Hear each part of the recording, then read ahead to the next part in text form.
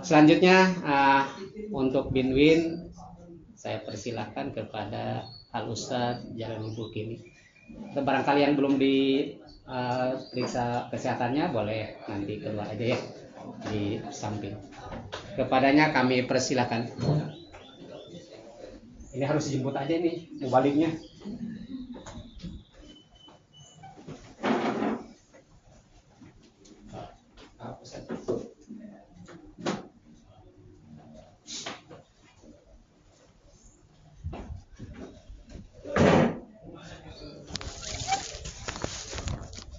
Masih semangat?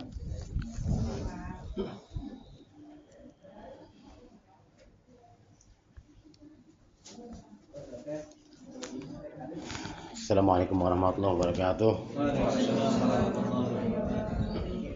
Alhamdulillahilladzi halana wa rasyika wa nadaba ilayhi asyhadu an la ilaha illallah wa la syarika lahu wa asyhadu anna Muhammadan abduhu wa rasuluh. Allahumma shalli wa sallim wa barik ala sayyidina wa habibina syafiina wa maulana Muhammad wa ala alihi wa sahbihi wa man tabi'ahu amma ba'd. Qala ta'ala bi kitabil karim a'udzu billahi minasy syaithanir rajim. Bismillahirrahmanirrahim.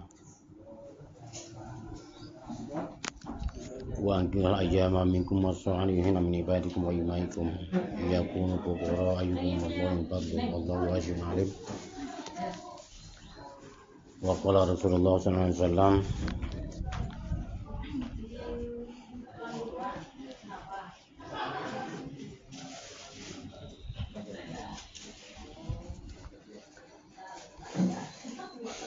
khairun nisa'i imratun iza nazarta ilaiha sarratka wa iza amarta ata'atka wa iza ghibta anha hafizatka fi maliha wa nafsiha. Yang kami hormati Kepala KUA Kecamatan Babakan Madang serta staf dan jajarannya, juga yang kami hormati para rekan-rekan penyuluh se-Kecamatan Babakan Madang, juga tak lupa yang berbahagia pada calon-calon pengantin baik laki-laki maupun perempuan yang alhamdulillah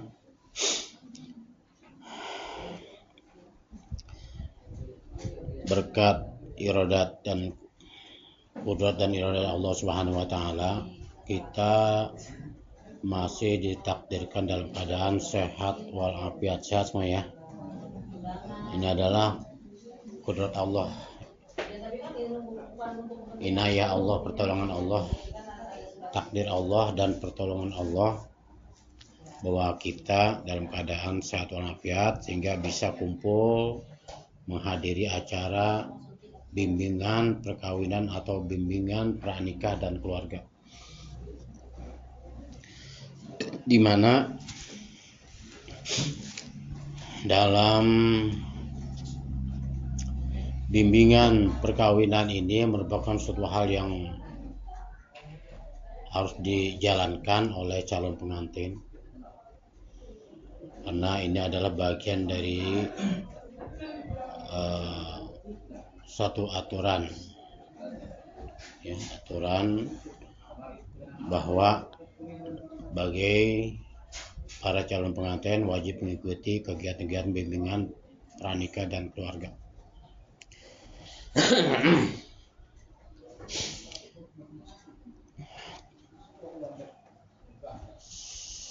Selain itu, pelaksanaan bimbingan seperti yang pernah digambarkan oleh Kepala KUA bahwa kalau kita mengacu ke negara lain, bimbingan pernikahan itu dilaksanakan selama 6 bulan sebelum pernikahan. Ya, saya mau siapin. Bimbingan para pranikah, bimbingan perkawinan ini kalau kita mengacu ke negara lain dilaksanakan 6 bulan. Ini kira-kira sanggup nggak 6 bulan? 6 bulan bimbingan pranikah, sanggup nggak 6 bulan? Kelamaan ya? Nikah udah tinggal beberapa hari lagi, ya. Ya kan apa bimbingan selama 6 bulan. Ya untung ya. Untung hanya dilaksanakan sehari saja, dan sehari pun hanya beberapa jam saja, nggak sehari pun. Yang sebetulnya bimbingan pernikahan itu adalah sebagai bekal untuk menjalankan kehidupan rumah tangga yang akan dijalankan selama-lamanya. Secara logikanya, ketika kita ingin bepergian ke suatu tempat yang jauh yang nggak akan kembali lagi, berarti kita harus punya bekal yang banyak, nggak sedikit. Apalagi ini dalam akan menjalankan kehidupan rumah tangga yang akan dijalani selama-lamanya, yang nggak mungkin dijalankan seminggu, 2 minggu, sebulan, 2 bulan, setahun, 2 tahun. Ada yang ditargetnya nih? Pasti enggak ya. Saya nikah sebulan aja dah sama si Anu, nanti nikah lagi sama si Anu. Nah, pasti nggak ada yang tujuan menikah dengan target dengan waktu, nggak ada. Nah, ini sangat diperlukan sekali bekal yang banyak. Dalam beberapa jam ini nggak mungkin bisa disampaikan bekal-bekal yang banyak, mungkin. Ya, artinya ketika kita menginginkan suatu cita-cita, pertama pernikahan yang betul-betul pernikahan yang sempurna. Artinya sempurna, sah menurut hukum negara, sah menurut hukum syariat agama. Ulangi, sah menurut aturan negara, sah menurut syariat agama Islam. Ya, semuanya harus kita sempurnakan secara sempurna. Kita laksanakan secara sempurna. Jadi pernikahan yang akan dijalan itu, ya, pernikahan dan berumah tangga itu nanti akan kita jalani yang harus sesuai dengan aturan negara yang berlaku, kemudian aturan syariat agama. Di antaranya aturan negara mengatur tentang bolehnya menikah, mengatur tentang usia pernikahan nomor 16 tahun 2019 mengatur usia pernikahan, yaitu usia boleh menikah di negara kita yaitu usia 19 tahun. Ini cukup semuanya ya, nggak ada masalah ya. Kalau nggak belum cukup berarti balik lagi, mak nggak jadi mak nikahnya kurang umur. Ya, jadi nggak ada masalah ya, berarti lanjut, senang dah, nggak ada masalah. Kemudian yang kedua, pernikahan itu harus berdasar pada hukum syariat agama. Sahnya nikah harus sah menurut syariat agama. Sekarang apa sih itu nikah? Ya, nikah secara ya, nikah itu menurut fikih ya, menurut fikihnya adalah ada menurut lughah, ada menurut istilah syar'i. Menurut lughahnya adalah ad-damu, yaitu berkumpul.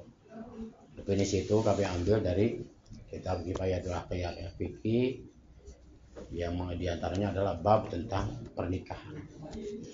Ad-damu secara lughahnya berkumpul, setiap yang berkumpul itu disebut nikah. Menurut syar'inya, istilah syar'inya adalah nikah itu adalah al-aqdul masyhur al-mustamilun ala syurutul, yaitu satu akad yang masyhur yang meliputi dalamnya syarat dan rukun. Nikah itu adalah satu al-aqdu, yaitu akad. Akad itu artinya adalah suatu ikatan. Secara bahasanya, secara pengertian umumnya, ikatan mulai dari masing-masing mengeluarkan data pribadi, mulai dari KTP, KK, ijazah, lagi kelahiran. Nah itu semuanya data pribadinya semua dikeluarkan, difotokopi, diserahkan ke pihak berwenang. Itu misalkan pertama mungkin RT RW sampai ke desa, kemudian sampai ke semuanya diserahkan. Itu disebut akad. Akad itu artinya ikatan secara lughahnya tadi. Kenapa disebut ikatan? Ketika kita memberikan identitas kita, berarti kita di situ sudah mengikat diri. Artinya bahwa perkawinan itu bukan main-main. Kalau orang yang main-main kan semua data pribadinya disembunyikan. Ya kayak di medsos gitu kan, akun-akun disembunyikan semuanya dengan nama-nama palsu. Nah itu orang yang gelap, orang yang misterius. Kalau nikah itu jangan main-main. Nikah itu semua harus betul-betul dilakukan secara serius, mulai dari administrasi, data pribadi kita lengkap di situ. Sehingga ketika kita main-main pun itu akan, ya masalah itu akan kembali pada diri kita. Itu namanya ikatan, baik laki-laki ataupun perempuan. Ya semuanya menyerahkan data ya, semuanya lengkap ya, nggak ada masalah. Kita serahkan semuanya, ya kita ada dibuat satu pernyataan bahwa akan melaksanakan pernikahan, permohonan, surat menikah dan sebagainya kayak gitu ya, N1, N2 sampai dan seterusnya. Nah itu adalah ikatan secara umum, ikatan secara akdu atau ikatan secara lughahnya, pengertian secara umumnya. Ikatan secara syar'inya adalah lanjutan dari definisi itu adalah al-aqdul masyhur al-mustamilu ala syurutul arkam. Satu akad yang meliputi di dalamnya syarat dan rukun. Ya, nikah itu harus lengkap syarat dan rukun, bukan rukun doang. Ya. Kebanyakan kan yang diutamakan sepertinya rukun, tapi syaratnya harus dilalui harus lengkap juga. Hingga bedanya nikah itu adalah ibadah, ya. Nikah itu adalah ibadah. Beda nilai sholat pahala orang yang sudah nikah dengan orang yang belum nikah, beda. Kualitas imbalannya, ganjarannya beda.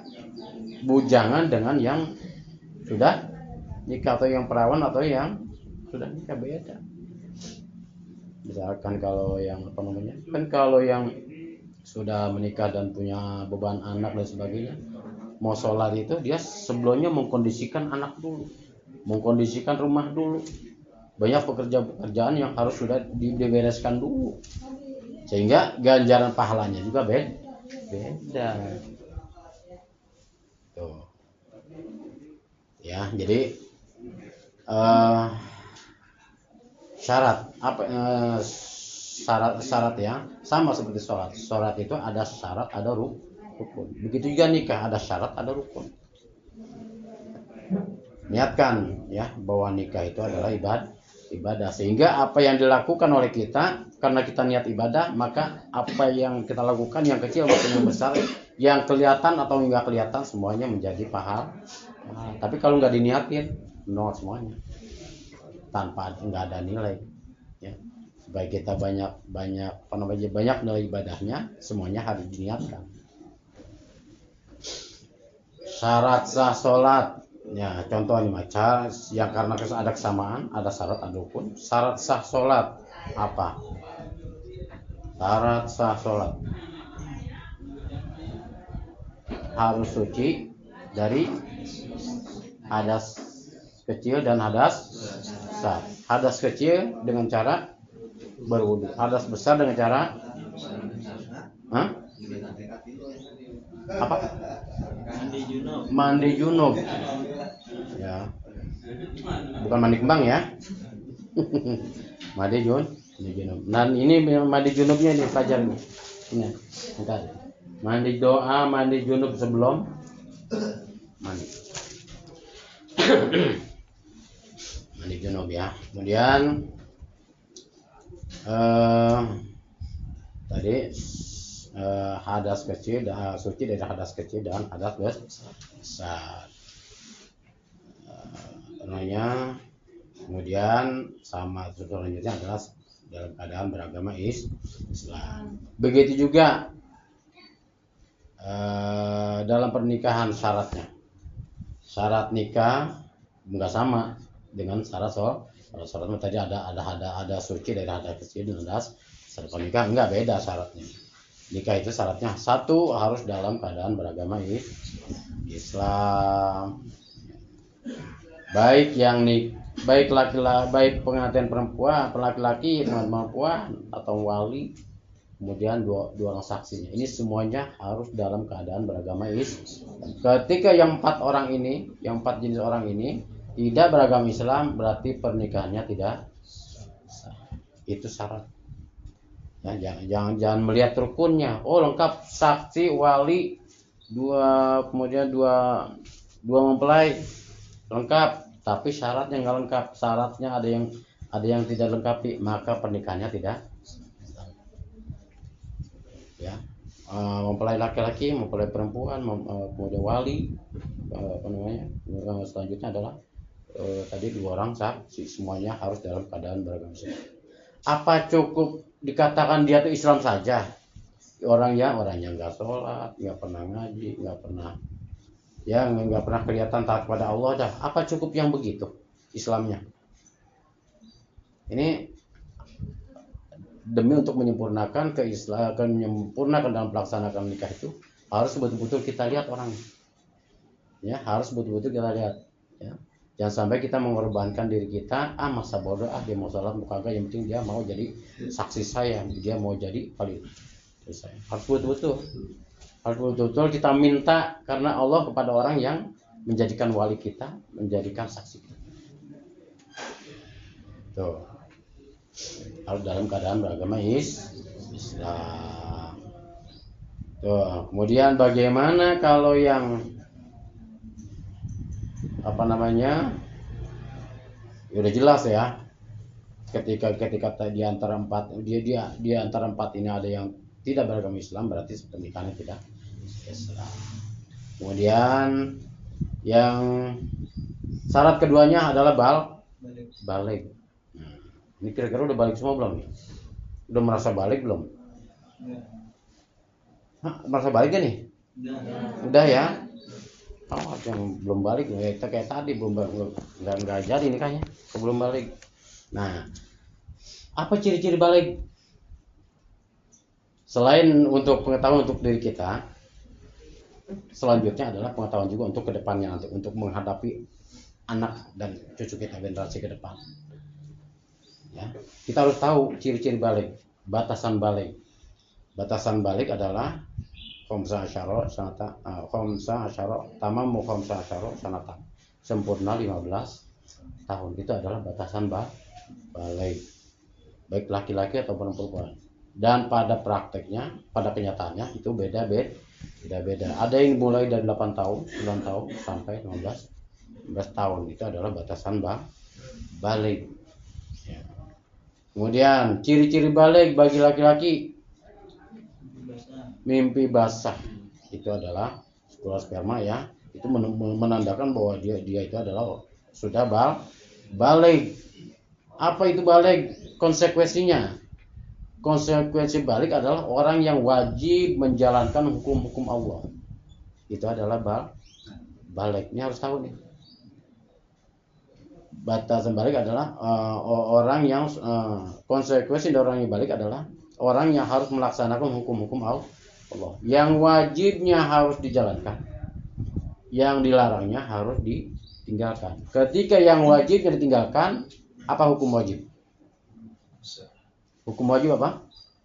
Apabila ditinggalkan dia berdosa. Apabila dikerjakan dia berpahala. Iya, yusabu ala fa'ali wa yu'aqabu ala tarkihi. Itu ya.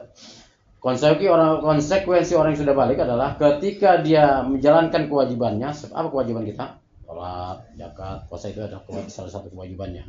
Ketika dijalankan dia mendapat pahala. Ketika ditinggalkan mendapat dosa. Bagi orang yang belum balik, tadi belum mendapatkan ciri-ciri yang tadi. Terhadap wajibnya sholat misalkan, atau sesuatu yang dilarang Allah, sholatnya dia nggak sholat, dosa nggak? Yang belum balik dosa nggak dia meninggalkan sholat? Enggak dosa karena belum balik itu. Tapi ini Ya, jangan sampai ada yang masih bolong-bolong nih, karena udah lewat dari balik, udah jauh nih. Udah jauh balik itu tadi berapa batasannya? Sekitar 15 tahun. Tuh. Kemudian apa tadi? Balik. Ciri-ciri balik tadi adalah bagi laki-laki mimpi basah, kemudian apa ya? Kewajiban-kewajibannya harus dilaksanakan bagi yang belum balik. Bagi yang belum balik tadi melakukan sesuatu yang diharamkan Allah. Apa yang diharamkan Allah? Judi. Ini hati-hati nih judi ini. Yang belum balik ataupun yang sudah balik menjadi hati-hati nih. Jangan sekali-kali dimulain. Jangan pernah mulain, itu akan ketagihan. Nyandu kalau bahasa ini. Ya, tahu nggak nyandu? Tagihan. Ini harus saling mengingatkan ya. Calon istri, calon suami harus saling mengingatkan. Jangan sekali-kali masuk ke arena judi. Sekarang yang lagi viral, lagi musim adalah judi online yang bisa dilakukan di mana saja, di kamar sendirian bisa, mau di manapun bisa, asal pegang HP.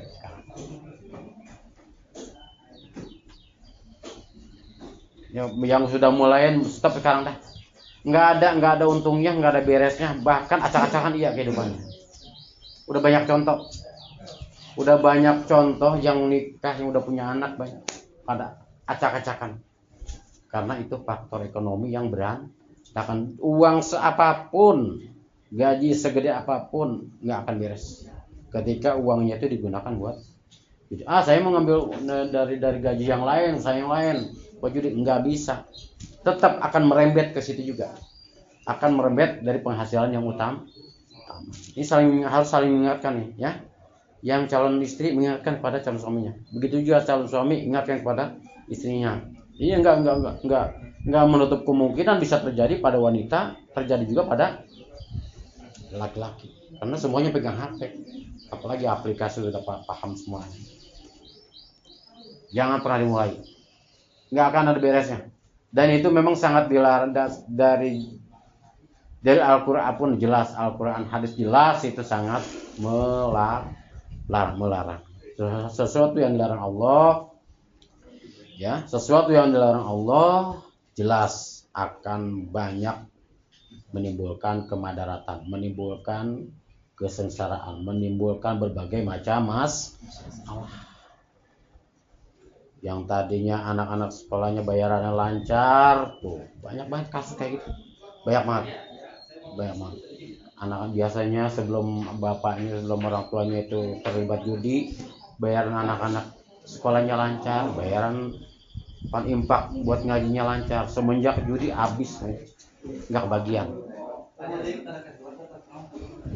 Dan godaannya sangat luar biasa. Biasanya itu dikasih menang dulu tuh, yang baru masuk perjudian biasanya dikasih menang dulu biasanya itu sebagai rangsangan. Ini ada yang masuk belum nih? Udah masang slot belum nih? Ya jangan sampai jangan sampai udah jangan mulai. Karena robah karena ini niatnya mau nikah itu adalah satu diantaranya adalah punya cita-cita ingin membangun keluarga yang sakinah mawaddah warahmah, ingin punya anak soleh jangan mulai itu. Ketiga, kembali lagi ke masalah orang yang balik tadi. Bagi yang belum balik tadi melakukan sesuatu yang diharamkan Allah, judi, minuman keras, yang belum balik dosa enggak? Yang belum balik dosa enggak? Halo? Berarti ini ketahuan jarang ngaji kayaknya nih. Kalau ngaji itu di Majlis Talim, dimanapun saja, Majlis Talim ya. Mungkin ibu-ibu banyak, bapak juga banyak di rumah, di lingkungan masing-masing rumah. Itu yang dibahas seperti itu. Orang-orang yang balik, yang belum balik dan sebagainya banyak di situ dibahas. Dan kita di situ akan berpikir, Memang wayahnya harus lagi ngaji lagi nih, ya. Lagi ngaji lagi, bacaan sholatnya harus dibenerin lagi. Bacaan ngajinya yang belum lancar, dilancarin lagi, ngaji lagi kan. Wayahnya sebelum nanti kita banyak tuntutan dari anak-anak kita nanti. Tuntutan kita sementara kita ingin punya anak yang soleh. Bagaimana bisa soleh? Bapaknya, orang tuanya nggak bisa ngasih contoh pertama yang dicontoh oleh anak siapa pertama? Orang tua. Nggak mungkin orang tetangga, nggak mungkin. Pasti orang tua dulu yang dicontoh. Contoh kebaikannya. Ya kalau orang tuanya nggak baik, ya pasti dicontoh yang nggak baik. Ketika anak itu orang tuanya nggak baik, nggak memberikan contoh yang baik kepada anaknya, anak itu sama berbuat seperti orang tuanya. Kemudian banyak timbul masalah dari anak yang ripuh, siapa nanti? Banyak kasus ke polisi, banyak panggil polisi, dicari polisi, anak itu akan kembali pada siapa? Masalah itu pasti orang tua. Jangan sampai kita bayangkan kayak gitu. Untuk membenahi diri kita bayangkan kayak gitu. Ketika saya begini terus, nggak ada perubahan, nggak ada usaha untuk memperbaiki diri kita, terutama dalam hal ibadah, maka itu akan efeknya akan kembali pada diri kita masalahnya. Baik ibu atau nanti kaum bapak. Siap ini, siap ya, jadi contoh siap. Yang lima waktunya masih bolong-bolong, sekarang lengkapin dah. Jangan dientengkan meninggalkan meninggalkan puasa dengan zakat. Jangan dientengkan. Tahu dientengkan? Dianggap remeh. Karena itu pertama kita menjalankan kewajiban kita dalam membenahi diri kita, menjalankan kewajiban kita, kemudian membenahi diri kita dalam bentuk taat pada Allah, kemudian nanti kita bisa memberikan contoh pada anak keturunan kita. Ketika anak soleha, insya Allah dia itu akan menjadi pembela kita. Enaknya kayak gitu. Baik dunia maupun akhirat akan menjadi syafaat. Tapi kalau sebaliknya, nauzubillah, anak banyak kasus dicari polisi, kasus macam-macam kasusnya. Yang ripuh kita siapkan dari sekarang, ya. Yang masih bersolatnya masih bolong-bolong lengkapi 5 waktunya, dalam keadaan bagaimanapun, bantu kerjaan bagaimanapun, lengkapi sholat 5 waktunya. Setelah lengkap 5 waktunya, sempurnakan lagi sholatnya di masjid atau musola dengan cara berjamaah. Bagi laki-laki, perempuan nggak terlalu ya, perempuan nggak wajib untuk menyempurnakan secara berjamaah, enggak. Laki-laki khusus ya, sempurnakan sholatnya itu dengan cara berjamaah di masjid atau musola. Tuh balik tadi yang belum balik tadi melakukan sesuatu yang diharamkan Allah tidak dosa. Ya, tidak dosa. Yang dosa siapa? Orang tuanya atau orang dewasa yang melihat langsung perbuatan tersebut, membiarkan. Siapapun orangnya. Biarpun dia bukan orang tuanya, ketika melihat sesuatu yang diharamkan Allah dilakukan oleh orang yang belum dewasa, dosa hukum, dosa membiarkan. Tuh, ya. Kemudian masuk ke rukun nikah. Rukun nikah semuanya ada 5. Satu harus ada yang mempelai laki-laki, yang kedua harus ada mempelai perempuan, yang ketiga wali, yang keempat 2 orang saksi, yang kelima ijab kabulnya udah apa belum?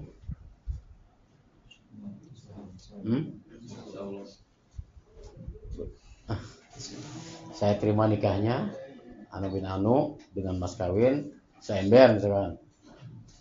Apa ya? Harus hafal dari sekarang. Jangan sampai mandek beberapa kali ya. Sapa. Itu ijab kabul sebagai penerimaan.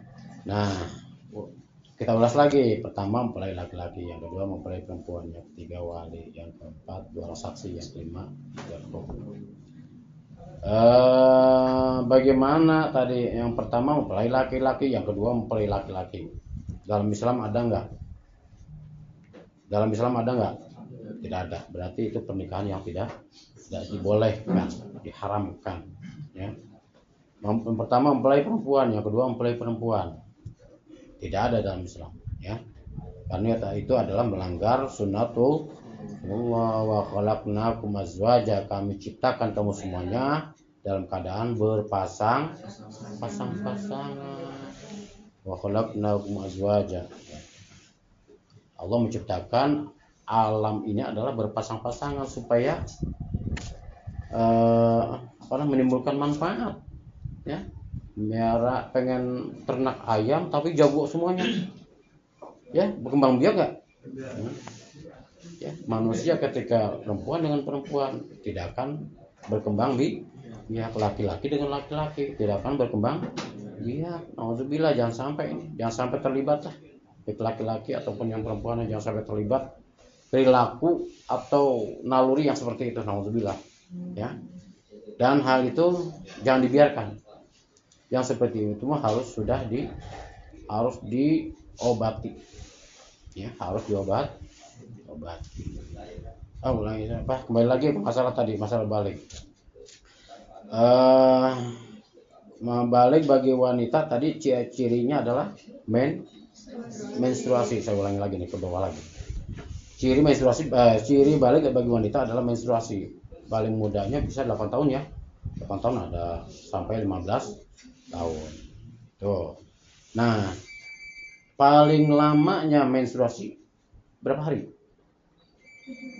7 hari. 15 hari. Ada lagi? Nggak ada. Ya. Dalam ketentuan syariat, ketentuan fikihnya bahwa menstruasi paling lama itu adalah 15 hari. 15 hari. Fikih itu adalah mengambil dari Al-Quran dan Sunnah Rasul. Tentu itu adalah merupakan satu panduan dari Allah. Allah menciptakan sesuatu berikut juga dengan panduan hidup. Itulah panduan yang harus kita pakai. Nah, 15 hari adalah paling lamanya menstruasi bagi wanita, bukan laki-laki. Ya benar. Ya. Menstruasi bagi wanita paling lama 15 hari. Dan itu ada dispensasi bagi wanita, boleh meninggalkan sholat. Tapi kalau bulan puasa, puasa Ramadan itu harus diqodho selama dia menstruasi. Tadi dan lama sedikitnya itu beda-beda, ya. Ada yang 2 hari, ada yang 3 hari, ada yang seminggu, ya, beda-beda. Ketika lebih dari 15 hari, dalam fikih itu dijelaskan bahwa itu adalah bukan menstruasi. Maka meskipun dia dalam keadaan darah keluar, dia wajib melaksanakan sholat. Bagaimana kalau darahnya keluar terus? Itu harus ditutup. Pakai apa ya punya mas? Pakai naon biasa nata?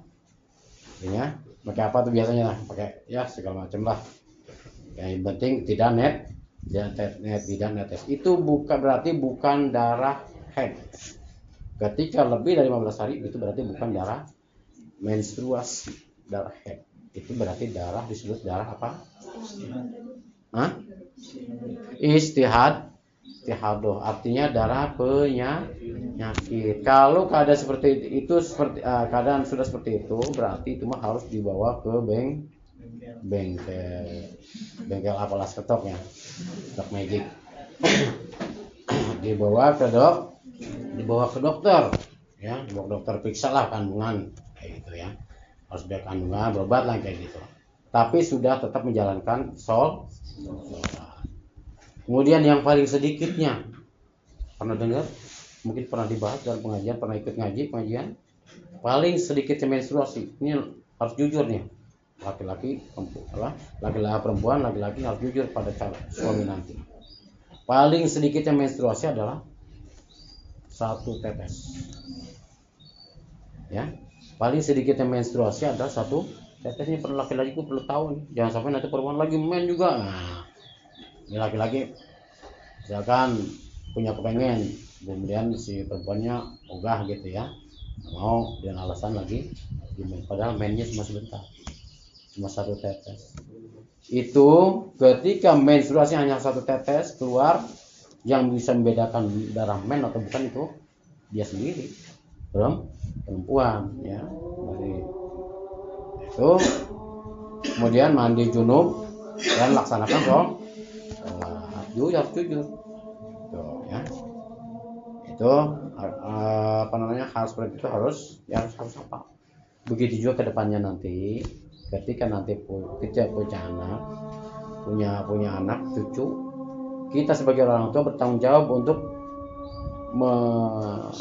menyuruh, merintahkan kepada anak itu melaksanakan kewajiban. Batasannya tadi adalah batasannya usia balik. Kalau yang belum balik masih baca menganjurkan atau mengajak. Ada menganjurkan, ada menegaskan. Kalau yang sudah balik kita harus tegas, karena itu tanggung jawab kita semuanya. Ya, masih banyak banget sebetulnya yang harus saya sampaikan dalam hal bekal pernikahan dan keluarga ini. Banyak banget, tapi waktu terbatas. Saya mohon ya untuk menyempurnakan pernikahan dan rumah tangga ke depannya, rajin-rajin ngaji ya di majelis talim, biar itu nyampur sama nenek juga nggak apa-apa. Siap nyampur sama nini ya, kita nyampur ini mulu, saya kan masih muda, gengsi atau jangan begitu. Yang penting kita hadir ke situ dapat ilmu bekal kita sendiri dan bekal kita untuk anak-anak kita nanti ke depan, baik laki-laki ataupun perempuan.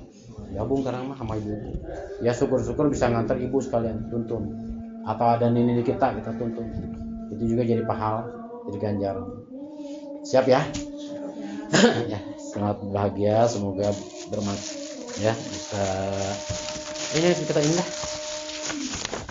Doa sama-sama. Pegang mah. Udah pegang mah. Kita baca sama-sama nih biar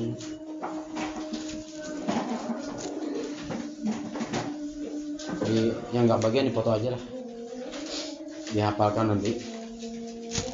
Di sini judulnya ada doa bersetubuh.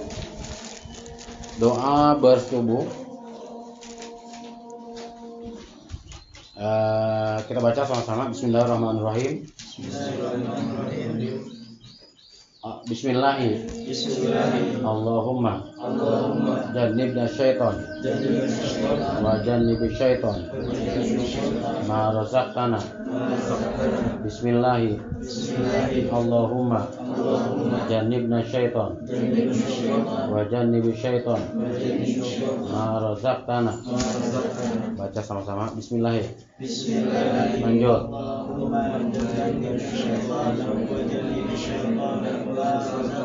Ya, itu doa sebelum bersetubuh. Kemudian ada doa mandi junub.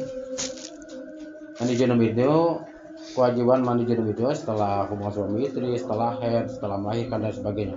Ini doa secara umumnya seperti ini. Sebelum mengguyurkan air ke badan kita, yang pertama disiramkan adalah bagian kepala sebanyak 3 kali, kemudian sebelah kanan 3 kali, sebelah kiri 3, kemudian diratakan dengan tangan, dengan jari ya.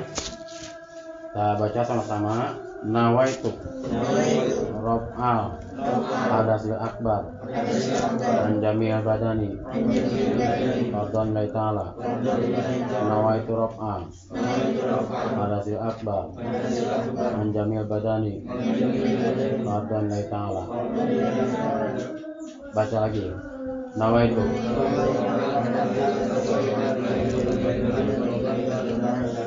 artinya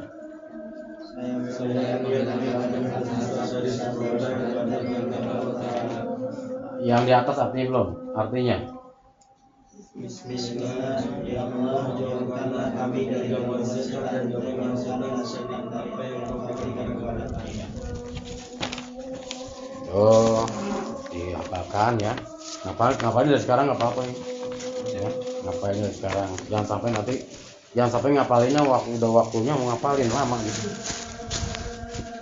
Nah, itu aja, sekian, semoga bermanfaat dan jadi keluarga dilancarkan segala urusannya, jadikan keluarga yang sakinah mawaddah warahmah. Sekian, wallahul muwaffiq ila thoriq. Assalamualaikum warahmatullahi wabarakatuh.